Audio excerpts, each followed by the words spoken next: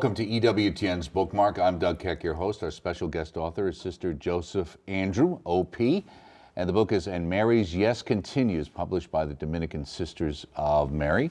Great to have you here, Sister. It's always great to see your smiling face back on EWTN. People get to see you and the sisters, many of the other younger sisters on the series we did. And of course, Mother Assumpta is kind of like the iconic image like Mother is for EWTN of your sisters. So, and Mary's Yes Continues.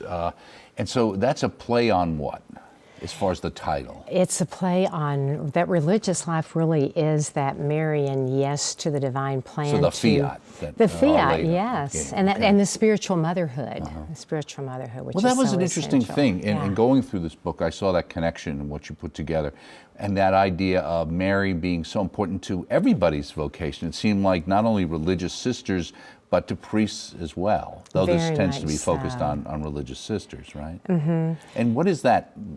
How do you define that spiritual motherhood and why that's so important? Do you know, in Vita Consecrata that St. John Paul II gave to the Universal Church in 1996, he mentions spiritual motherhood. Now, it had been mentioned before, but he really highlights this in his encyclical to Religious. And that's when we were founding our community, you know, it was founded in 1997, and we just said that's who we must be for the new evangelization in the world today, that we must be that spiritual motherhood, because every family is only as good basically as mom and dad who lead the children into holiness. And so we have to have authentic fatherhood in the church with holy priests. We have to have that motherhood in the church with holy religious. And so, and as you mentioned, Doug, that really is essential to all women were created with a maternal nature, and all men with a paternal nature. And so the way we live those out, and to the degree that we give that gift of self in that particular nature, we will give to the children, whoever they may be, whatever ages they may be, you know, Christ and the love of now, the people who tend to watch EWTN, certainly EWTN would agree with everything you say, but you're out in like the real world there, and I'm thinking some of the things would be perceived as countercultural, even in some aspects of the church, in the sense of the, you know, the two-parent family, that approach like that. Do you ever get pushback on that perspective? Oh, all the time. But you know, the truth is the truth, and whether or not they get it, they do get that truth is essential. As again, John Paul II, my hero, I quote him all the time, it says that the human heart is created for the good, the true, the beautiful. So whether or not we individually can live or do live in a more perfect environment or situation due to many, many causes that are subjective that we certainly can't get into, we still desire the good, the true, the beautiful. And I think even the desire pulls us up for even more greatness in the midst of the difficulties that every life experiences. So I don't think there's anybody that hears that when they get that, an explanation doesn't say, oh, I think I get that, because that rings true inside my heart also, though I've never thought about that perhaps before. And that's why what EWTN does is so important. It gives those thoughts that other people maybe aren't speaking.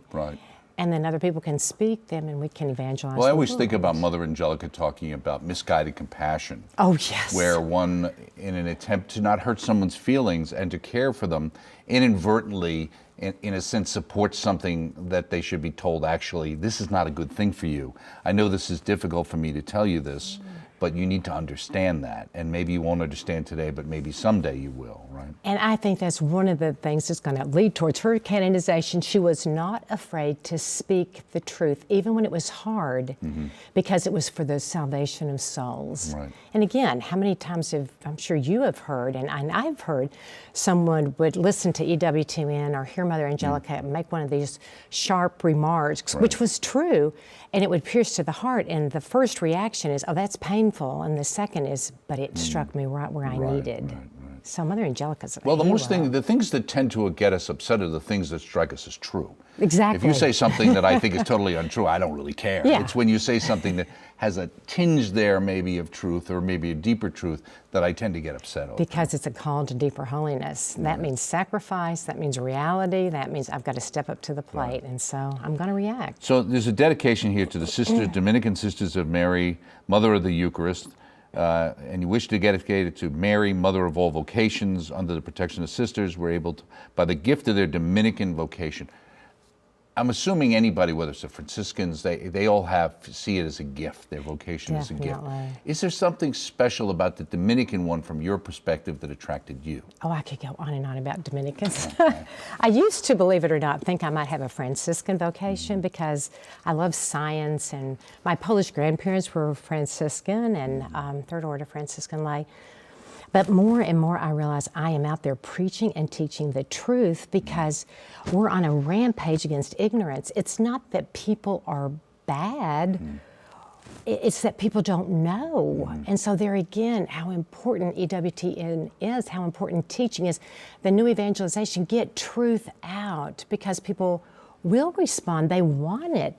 But this is, Doug, one of the things that I am seeing, and it, it's reflected in the book, and Mary's Yes continues, that people they're not challenging people today with the truth. And so young people are they're taking, a very laid-back approach. Right. Well, you talk about the difference between baby boomers and millennials in the book later on. Exactly, right. Because we're not challenging them. So in our schools on EWTN, anyway where truth comes out, as we were saying, the challenge is there. And few people really don't want it. And what's tough, too, as you point out in here, with the culture we live in today, it's not only challenging them, it's reaching them, right? Exactly. In the first place to challenge them. Exactly. And that's where so many times a one-on-one, if it's a youth minister, if it's, all the different things that the church tries so hard to do today, which in bygone days, I don't think we had that outreach the way we do today. And that's partly because parents have changed, the parental generation has changed, the culture has changed. We haven't suffered in the way we did coming out of the World War II, where people realized the faith is it, God is it. What got them through it, what helped them sustain. And as that goes so away, now people... it's foggy. And that's happened in Europe. I just got back from Europe 2 days ago. And one of the big topics on some conferences we went to was what's happening with Christianity in Europe today. And it really is being challenged and not defended the way that it should be, and not even taken for granted anymore. It's Benedict's relativism, and that's pretty much ruling. Now, right here in the beginning, you're in the Diocese of Lansing, right? We are, yes. So your local Bishop Boyer wrote Witness of God's Love. I'm delighted to recommend this dynamic work. He talks about Mary, Mother of Eucharist, is to women in discernment of religious life as well as those who wish to better understand its theological roots through personal witness, a blend of theology along with personal testimony of various Dominican sisters, which you have there. It's interesting. You had a convert. I know there was a sister who went to Harvard. Yes. Was in there. I looked at those variety. stories. Interesting. And obviously others that are in there. And the idea of people recognizing and living the call to religious life. And then he put a quote in here from our present Holy Father, bidding religious to wake up the world. How do you go about waking up the world? And what do you think our Holy Father meant when he said that? First of all, you root yourself in deep prayer, so that God can use you and you don't get in his way. And if you genuinely, desire to be his, the spiritual mothers and fathers that we're called to be in the world, whatever our vocation, then you get out and you witness to it and you speak it. You're not afraid of truth. You're not afraid of love. You're just not afraid, because that's the evil one's, I think, deepest ploy. Whether a young person is trying to consider their vocation, there's always such a major hesitancy in the world today. So the average age of marriage for women is 28, for men is 30. And what a change that has been. And I think it's because, as C.S. Lewis would say, and I quote him all the time, screw tape just has us under the cover of fear. And nobody wants to make a mistake, so nobody's willing to do anything. I just read something interesting that said that apparently that was his hardest book to write, he said. Oh, I love it. It's my favorite. That's probably why it's so good. You know, exactly. That's true. Now, in the foreword, our good friend and your good friend, Mother Assumpta Long, writes, a young woman who enters religious life has not so much decided to be a sister as prayerfully discovered the treasure of her vocation. So I'm sure you've been in charge of Vocations. Yes. Are you still in charge of Vocations? Okay. So when young people come to you, think maybe, you know, how do I know that I'm just thinking about a vocation versus I'm discovering a vocation? Good question. You walk very closely with them. I usually do this through email, and I mean, I'm very solicitous for them because whatever is their vocation, that's what we want them to find. And you get all kinds. So when we have these vocation discernment retreats, we'll have 150 to 180 young women come from all over the world. They're so open. And all we want for all of them is to find their vocation. So the vast majority is going to be marriage, but that's so healthy that they discerned. So in the hard days of their marriage, you know, in years to come, they'll say, but I discerned this. This is God's call for me. You know, and if it's religious life, which community? Because there's, as we have already mentioned, the Franciscans and the Dominicans, there's so many different spiritualities and different ways different communities within those spiritualities live it. And you're only called to one if it's religious life. And so we help them discern which spirituality, which community, if it's religious life. Because it's a call from God, as Mother Assumpta very wisely says. Right. Do you run into, let's say, young women who are sisters who maybe feel like they're called to the married life, but they can't seem to find a guy who kind of fits their idea of what a sacramental Catholic marriage and relationship should be? All the time. And I run into guys who can't find the women. So sometimes I'll take these women and I'll try to find the guys for them. So you do a little matchmaking there on the side. I try to, because I'm like, because your heart just bleeds for them. I do think it is hard for them to find their spouses today. Now, sometimes that might mean that is not their vocation. Most girls grow up thinking they want to get married. And again, the religious life is also a marriage with Christ. And so that's a very healthy standpoint. Right, and you make that very clear in all the stories in here. It's interesting, too, because I always think about the bride of Christ, but the use of wife. Oh, yes. I thought that was an interesting, it kind of jumped out at me. Good, it's like, oh, okay, wife, right, okay, right. Yeah. Because for us, that's very much, I belong to someone. Someone loves me, and he has claimed my heart in my entire life. And for a woman, that's very secure. We need that in our nature, to be secured by a man. And, you know, so if it's Christ or if it's this spouse, this husband someday, that's very important for us, for our completion and our feminine holiness. Right. And in the introduction, there's a story about a young girl who had a mouth that wouldn't stop, but had great zeal for the truth and often would ask their parents. It wasn't uncommon that my questions would involve God and our Catholic religion. My parents might grow weary and just say, just ask sister. Now, did that sister get into the religious life? That girl is sitting in front of you right now. That's you. Okay. And that's probably part of my Dominican. I'm always talking, I'm always thinking. I just want truth. And yeah, so my parents, I have to say, I do believe that they are saints. They had a challenge in raising this particular daughter, and they did it. I got by with nothing, you know, and whatever sister said was true. And my multitudinous stories of why I did not seem to count a whole lot. You did wrong, end of story, right, young exactly. lady. So I had to learn what was difficult for me, which was self-discipline. Right. Right, it was just hard for me. You say, when a young woman comes to me and expresses a passionate desire to give God, quote unquote, more, I ask if she is aware of the consecrated life.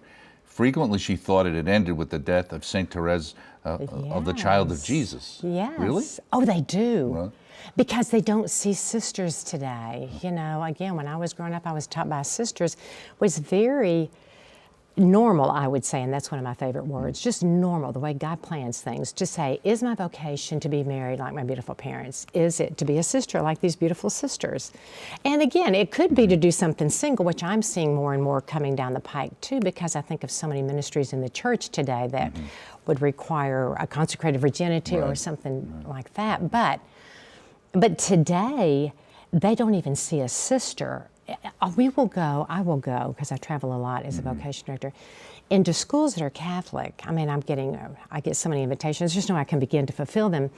But it will happen, oh, sister, we just need you. They've never seen a sister before. Well, this is a Catholic school, but they've never seen a sister. Right. Or, you know, in traveling, I'll go to a mass at whatever parish. Can my daughter just touch your rosary? You know, and I know what that means, because I remember just hoping Sister's rosary would brush by me when she'd go up and down the rows in school.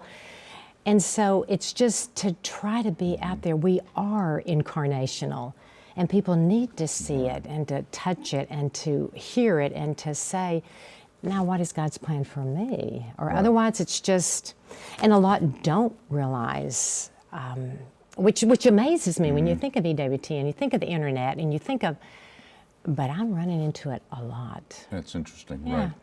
You say, over the years, it's become strikingly clear that I grew up in truly great times, not perfect, but promising times. What's the distinction in your mind? Well, perfect would be heaven, and nobody's going to grow up in perfect times, but promising is when the good was laid before you in a value system that said, this is good, and this is good. And you have to go before God inside your own soul and ask Him to let you know which is the good for you, because you must do one. You know, and so therefore, from all eternity, God had that vocation plan for each of us, and at baptism, we have the graces for it. And so that's what fires me to run around the world and try to say, just do God's will. But to do it, you have to know your options. You say, where are the contemporary books that show the beauty of religious life? I'm assuming that was one of the reasons why the sisters decided to book this together, exactly, right? Exactly. Growing up, and the books were even old when I was growing up, and I would read them. And I just spoke to a young lady that was at Mass. She came and asked if she could speak to me today after Mass this morning at EWTN. And she said, is there anything that I can read? And I said, well, check it out, get it. And she's going to another community, and that's beautiful. And I said, no, you continue with that community. It's a beautiful community, go for it. But you need something tangible to say, oh, I can't wait till this is me. And again, this book is not designed to make you into one of your particular, no. sign up as a postulant in your community. No, I'm a hard gatekeeper. Right. And even the fact I think you make in the book that people who don't have necessarily, or think they have a vocation necessarily to the religious life, that it does give insights into the overall understanding of a vocation in one's life, right? We've got to get back to that understanding that you just said so well, Doug, where people, it's like if a girl makes our vocation discernment retreat and learns more about religious life, but her vocation is marriage, she will hand that on to her children, whether or not they're blessed to have a sister teach them.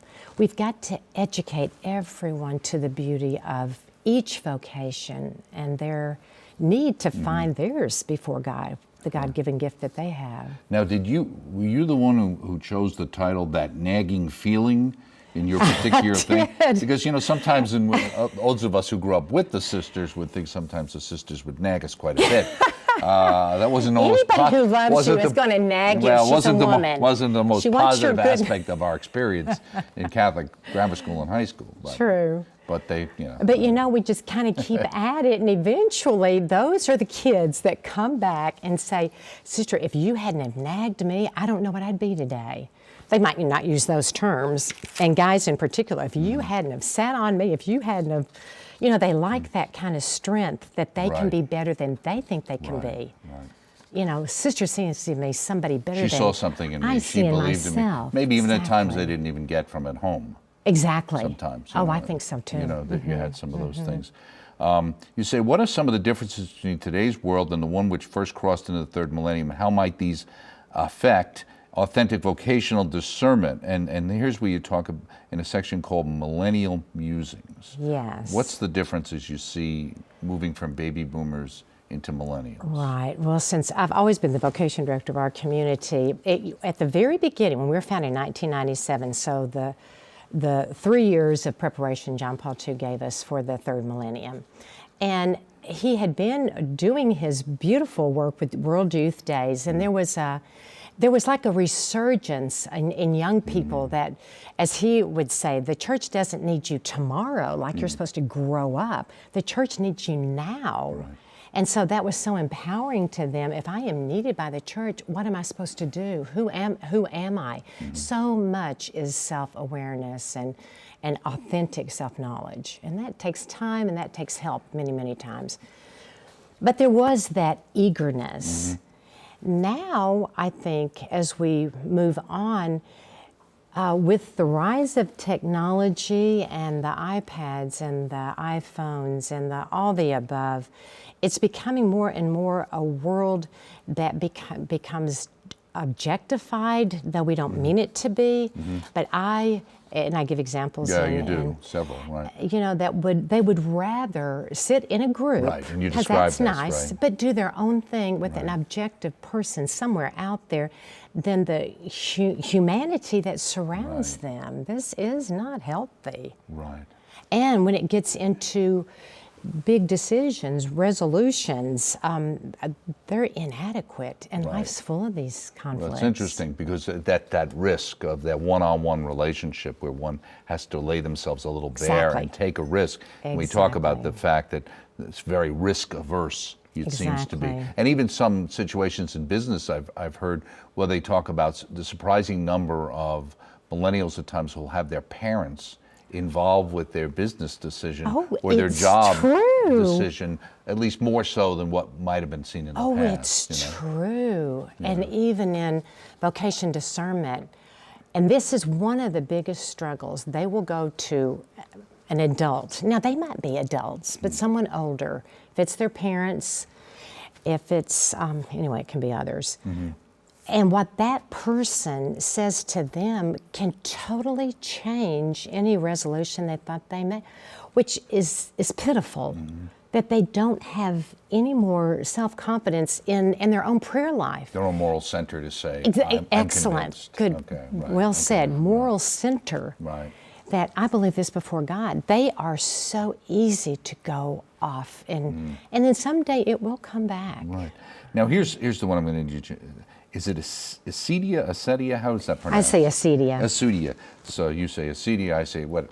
Yes, different people. But I've heard it in many I'm sure different you're the right one. So what is that, and how does that relate to what we're talking about right now? What that basically means is it's, in simple terminology, and of course I go into St. Thomas Aquinas' definition, etc., but in the simplest terms, it's laziness towards greatness. So it's laziness towards walking a pathway because it's going to require effort. And with that comes, as we were mentioning, the questions that Screwtape will put in there about how do you know it's the right walkway anyway? Just don't do anything and God will love you right where you are, because He doesn't really expect holiness out of you. Just be normal and be okay. That nobody is called to greatness. In reality, we all are, and we will walk that thin line, and we will walk it with Christ and Mother Mary. But they are afraid. I really, if I spin it all down, I think John Paul II hit the nail on the head in 1978 when he stands before the world's platform and bellows out in his incredible charismatic manner, "Be not afraid." So I think that is exactly, we need to hear that again, you know, in so many different directions. People are so afraid to do anything. So they will, through acedia, just say, God can't be asking much of me. So Right. if I'm just good, that's Well, enough. I think sometimes there's a misunderstanding of saying God loves you just the way you are. Of course he does. Just like your parents will always love you, even if you go off the deep end, they'll still love you. They may not be happy with you. They may be disappointed in you. They may want better for you. But yes, they still love you. But it doesn't mean that they want you to take that bad path. That's wonderful. Right. And the other part of this is, what about the souls, the people God has in mind for you to touch? And you're not there to touch them. Right. How are you going to explain this? You know, I always say, I hope when I get to heaven there'll be a big, or at least relatively nice sized cheering section saying, thank you, you helped us get here. Right. You know, because I was trying to do his plan. He sees the whole picture constantly. It's not a timed reality for Right. him. It's all now. Yeah, so if Right. I said no to the initial plan, what would that mean in the big scheme? Right. And how many people would not be touched the way God asked me to touch them? And just before we go, how many you've got a whole different number of stories. Did you use all the ones that were submitted? Did you ask certain sisters to submit their stories? You know, Or how did since you I come about it? wanted a variety, so I asked a sister who entered right out of high school, who entered from homeschooling, who entered in the middle of college, who entered out of college, who entered from an Ivy League college, who entered from all the different varieties, Right. converts, entered from the workplace, and then, of course, sisters who are teaching now, who are doing campus ministry. So a real variety, so that Right. all the different things would be covered, Okay. basically. Very good. We're just out of time. People need to read the book to get all those great insights. Sister Joseph you. Andrew O.P. And the book is And Mary's Yes Continues, published by the Dominican Sisters of Mary, Mother of the Eucharist, and of course available through the EWTN Religious Catalog. A great book for parents, especially with their children, to get some insights into religious life. And we thank you so much for joining us here on EWTN's Bookmark. Until next time, I'm Doug Keck. Thanks.